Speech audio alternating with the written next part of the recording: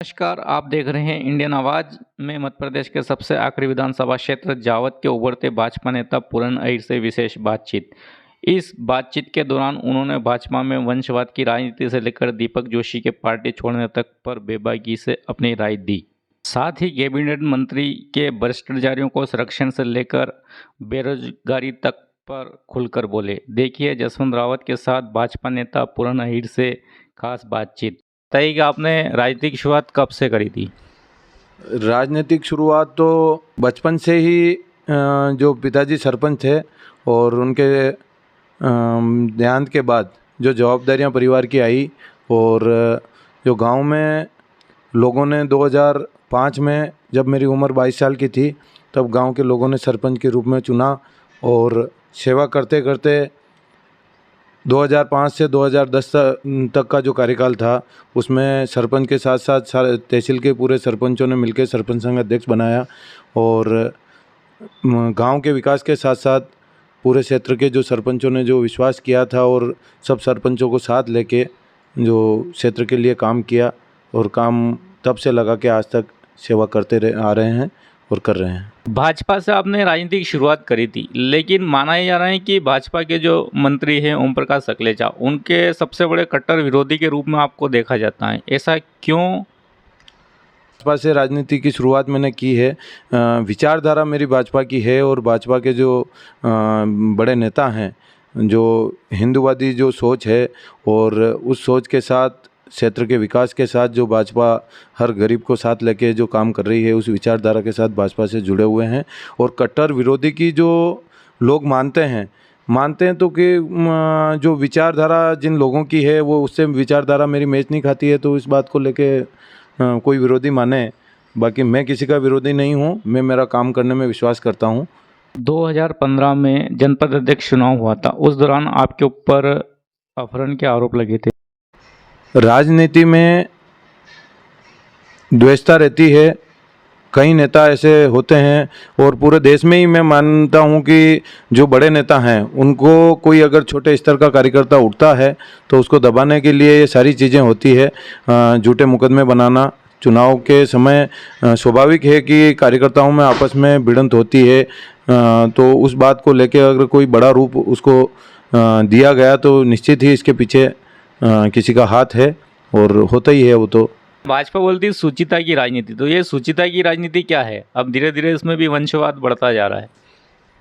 वंशवाद का तो आप देख रहे हैं, जैसे अभी दीपक जोशी जी जिस प्रकार से पार्टी को दबाव बनाकर और पार्टी छोड़ने का, और आज 6 तारीख है वो कांग्रेस ज्वाइन कर रहे हैं, तो भारतीय जनता पार्टी कार्यकर्ताओं की पार्टी है और जो अभी तक जो रहा है वंशवाद की राजनीति भारतीय जनता पार्टी करती नहीं है।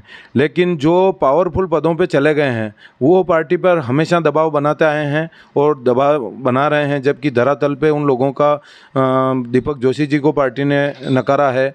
और जो बड़े नेता हैं, पूर्व मुख्यमंत्री रहे हैं या मंत्री रहे हैं, उन लोगों का अगर पब्लिक में उन्होंने जनाधार खो दिया है उसके बाद भी वो पार्टी पे दबाव बना के चाहते हैं कि हमको टिकट दिया जाए या हम जो कहें वो होना चाहिए, जबकि ऐसा नहीं। पार्टी कार्यकर्ताओं की है और कार्यकर्ताओं के हिसाब से पार्टी चलेगी। पहचान ही भारतीय जनता पार्टी की यही है। तो सुचिता की राजनीति क्या है, आपको कहीं नज़र आती है बीजेपी में? नज़र धीरे धीरे जो चीज़ें हैं, जो पावरफुल लोग थे उनको मोदी जी और अमित शाह जी, नड्डा जी यही काम कर रहे हैं कि जो दबाव बनाकर पार्टी का दुरुपयोग कर रहे हैं, पार्टी को ख़त्म करने का काम कर रहे हैं, उनको धीरे धीरे वो अलग करते जा रहे हैं। उसी बात का ये विरोध जगह जगह देखने को मिल रहा है। बड़े नेताओं के अलावा पब्लिक में भारतीय जनता पार्टी की जो छवि है वो एक गरीब से गरीब छोटे गांव तक भारतीय जनता पार्टी के कार्यकर्ता हैं और लगातार ये पार्टी को जिता रहे हैं। जनपद अध्यक्ष वाला जो रिश्वत कांड हुआ था, बताया जाता है कि वो सकलेचा जी का काफ़ी करीबी और सकलेचा जी के लोग जो है अवैध वसूली का काम करते, तो क्या ये सही बात है? सकलेचा जी के करीबी तो इस क्षेत्र में कोई है नहीं। उनका जब तक वो आदमी उनके काम आ रहा है उनका है, और बाकी जिस प्रकार से गोपाल जी की बात है तो गोपाल जी का निश्चित जो जनपद में है खूब पैसा उन्होंने लगाया है और पैसा लगाकर वो जनपद अध्यक्ष बने हैं, ये सबको मालूम है। और उनके साथ क्या हुआ, लोकायुक्त अगर आकर यहाँ पे कार्रवाई कर रही है और जावद की लोकल पुलिस लोकायुक्त के साथ आकर उन्होंने उस आदमी को जो पकड़ने में वहाँ ट्रैप किया, उस समय वहाँ जावद की पुलिस मौजूद थी। तो ऐसा नहीं कि मंत्री जी को ध्यान में नहीं हो, सारी कार्रवाई जो हुई है। और अब जिस प्रकार का हो रहा है, मंत्री जी जैसे उस आदमी को सांत्वना दे रहे हैं या जो भी स्थिति बन रही है, मतलब गोपाल अच्छा आदमी है, सरपंच रहा है, लेकिन उसके साथ जो हुआ या मजबूरी में उसने पैसा लिया या जो भी कारण रहा, मतलब और जो भाजपा का सरपंच था बलराम जाट, उसने ये कार्रवाई कराई है। तो बलराम जाट जैसे जितने कार्यकर्ता अगर क्षेत्र से खुल के आएंगे भारतीय जनता पार्टी के और जहां भ्रष्टाचार हो रहा है उसकी खिलाफत करेंगे, तो ये अच्छी बात है कि भाजपा का कार्यकर्ता एक अनीति के खिलाफ बोल रहा है और आवाज़ उठा रहा है। तो क्या जैसे भ्रष्टाचार जो हो रहा है, तो इसमें कहीं ना कहीं मंत्री जी का संरक्षण प्राप्त है? अब संरक्षण की तो कैसे अपन कह सकते हैं, जो हो रहा है वो दिख रहा है सामने, जो स्थितियां हैं सब क्लियर है। और संरक्षण कोई किसी को खुला कहता नहीं है कि तुम वहाँ से पैसे ले लो, ये तो आदमी जो करेगा वो भरेगा जैसी स्थिति है। और जो हो रहा है सामने वो दिख रहा है सब लोगों को। आप 2005 में सरपंच निर्वाचित हुए थे, तो उस समय आपकी ऐसी क्या उपलब्धि रही? सरपंच रहते हुए, चूँकि मेरी पंचायत जिसमें 9 गांव लगते हैं और काफ़ी पिछड़ी हुई पंचायत थी, तो 2005 से 2010 और 3 वित्तीय वर्ष में पूरे मध्य प्रदेश में मेरी पंचायत नंबर 1 रही विकास कार्यों में। 2-2 करोड़ रुपए एक वित्तीय वर्ष में मैंने खर्च किए हैं उस पंचायत में विकास कार्यों के लिए। तो उस समय पूरे विधानसभा के लिए 1 करोड़ रुपए विधायक निधि विधायकों को मिलती थी। तो वो समय एक योजना में, नरेगा जैसे योजना में मैंने उस समय काम कराया और उसमें मेरे गांव वालों का सबका सहयोग रहा और विकास कार्य में बाउल पंचायत का नाम पूरे मध्य प्रदेश में नाम रोशन हुआ। 2015 में जनपद अध्यक्ष मेरी श्रीमती बनी और उस समय गांव-गांव जाकर शासन की जो योजनाएं हैं उनका हमने कहीं भ्रष्टाचार नहीं हो और गांव में कैंप लगा के हमने लोगों को उन योजनाओं का लाभ दिलाया। अभी देखा जा रहा है कि आप पूरी तरह चुनाव लड़ने के मूड में है, तो क्या बीजेपी आपको टिकट देगी? टिकट तो देखो ऐसा है कि अभी लगातार शैलजा जी जो हैं उनको टिकट मिलता आ रहा है। इसके पहले इनके पिताजी को टिकट मिला है और मुख्यमंत्री रहे हैं इनके पिताजी, तो उनको टिकट नहीं मिला तो उन्होंने यहाँ के जो रामलाल जी पाटीदार हैं उनको टिकट दिया उस समय, तो निर्दलीय लड़के उनको हराया है। तो इस प्रकार की ये नेता दबाव बना के और टिकट जो भारतीय जनता पार्टी का टिकट का जो सुनने में आ रहा है, सर्वे करा कर अगर टिकट देते हैं तो निश्चित ही टिकट किसी और व्यक्ति को मिलेगा। और बाकी जो पार्टी जो तय करती है वो सारे मापदंड देखती है, क्या स्थिति है क्या नहीं है, वो नेता जो ऊपर बैठे हैं संगठन के लोग वो तय करते हैं। अब टिकट किसको देना नहीं देना, मेरा काम है, क्षेत्र में सेवा कर रहा हूँ, जनता का आशीर्वाद भरपूर है और जहाँ कोई कमी मेरे में है तो मैं रोज़ ये सुधार करने की कोशिश करता हूँ कि मैं क्षेत्र में जाऊँ, कहाँ नहीं पहुँच पा रहा हूँ, किसका काम नहीं कर पा रहा हूँ, तो मैं कोशिश करता हूँ उसके काम के लिए मैं समय दूँ और काम करूँ। मान लो बीजेपी आपको टिकट देती है, तो आपका प्लानिंग क्या है? मेरा लक्ष्य तो देखो सेवा करना है, क्योंकि मैं जब 7 साल का था पिताजी शांत हो गए थे और उसके बाद जनता ने बिना खर्चे के, अगर कोई पूरे ज़िले में कह रहा हूँ, मैं प्रदेश की बात नहीं कर रहा हूँ, पूरे ज़िले में जनता जानती है कि मेरे से एक पैसा किसी ने खर्च नहीं कराया, किसी ने मेरे से चाय तक नहीं पी और मेरे को हमेशा वोट दिए हैं। तो मैं जनता का आभारी हूँ। जो भी राजनीति में आज मैं हूँ वो जनता की वजह से हूँ और जनता के लिए हमेशा मेरा प्रयास रहता है कि उनकी सेवा करूँ। और रही बात टिकट की, पार्टी टिकट देती है तो जो पार्टी का काम है वो कर रहे हैं और जनता की सेवा अच्छे से करेंगे। रोजगार के लिए आप क्या करेंगे? रोजगार एक बड़ी समस्या है क्षेत्र में। युवा रोज़ 2-4-5 युवा रोज़ ऐसे मिलते हैं कि भाई साहब हमको वहाँ पे काम के लिए बोल दीजिए, या हम बेरोज़गार हैं, हमको कैसे भी करके कोई रोज़गार मिल जाए। और ऐसे बहुत सारे युवा हैं जिनकी शादी तक नहीं होती है, अगर नौकरी नहीं मिले तो शादी नहीं होती है, बच्चे परेशान हैं।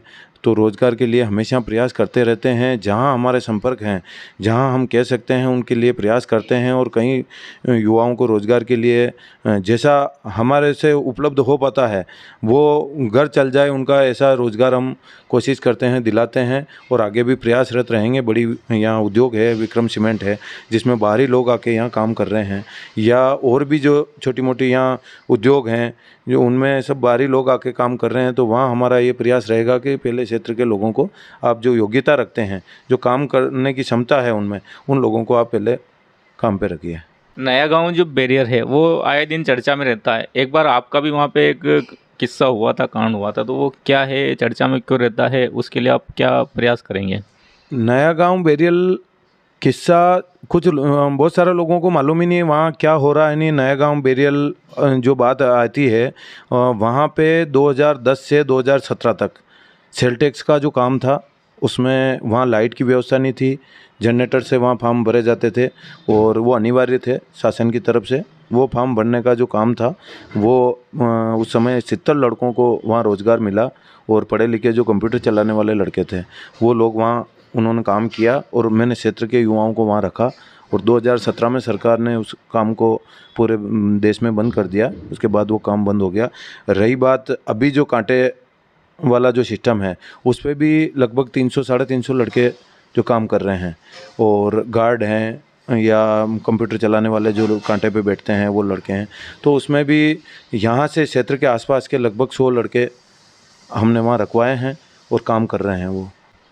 घाटा क्षेत्र जो है, रतनगढ़ घाट के ऊपर जो है, वहाँ के उद्योग के लिए प्लानिंग है वहाँ के लिए? सौर ऊर्जा जो प्लांट लग रहा है वहाँ पे, उसमें अब जो क्षेत्र के युवा जो हैं वो काम करें, बस उनको काम पे रखा जाए। बाकी तो जो पुराने समय में जो हो गया, अलाट हो गई ज़मीन, सौर ऊर्जा का प्लांट वहाँ चालू हो गया काम, उसमें क्षेत्र के किसानों को काफ़ी परेशानियाँ आ रही है, बिना उनको नोटिस दिए वहाँ से हटाया जा रहा है, सारी चीज़ें हैं। लेकिन इन लोगों ने जो पिछले लोगों ने जो कर दिया है, अब आगे जो हमारे हाथ में आएगा और हम उसके लिए जो क्षेत्र के युवाओं को रोज़गार वहाँ मिले, इसके लिए हम प्रयास करेंगे।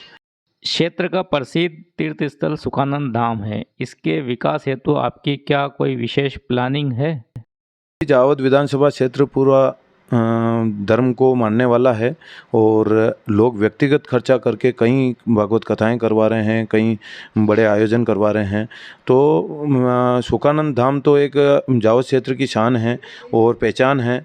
यहाँ दूर दूर से यात्री आते हैं और इसके लिए जब भी हमारे हाथ में कोई ऐसा मौका लगेगा, बीच में भी पंचायत स्त्री जो काम कराने थे वो कराए हैं, पंचायत वहाँ तुम्बा पंचायत लगती है और उसके माध्यम से जो भी काम होना था वो करवाए हैं। और आगे शासन को बीच में भी पत्र लिखे हैं इस प्रकार के, और बीच में मंत्री लोग आए भी थे, उन्होंने घोषणाएँ भी की, पर अभी तक डेवलपमेंट वैसा हो नहीं पाया, आप भी मान रहे हैं।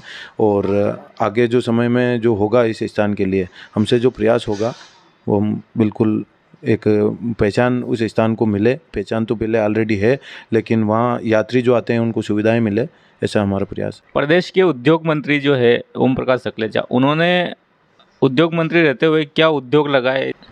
ये लोग आप लोग जान रहे हैं, उद्योग तो पूरा जावद क्षेत्र की सबको पता है, केवल बातें करने से कुछ नहीं होता है।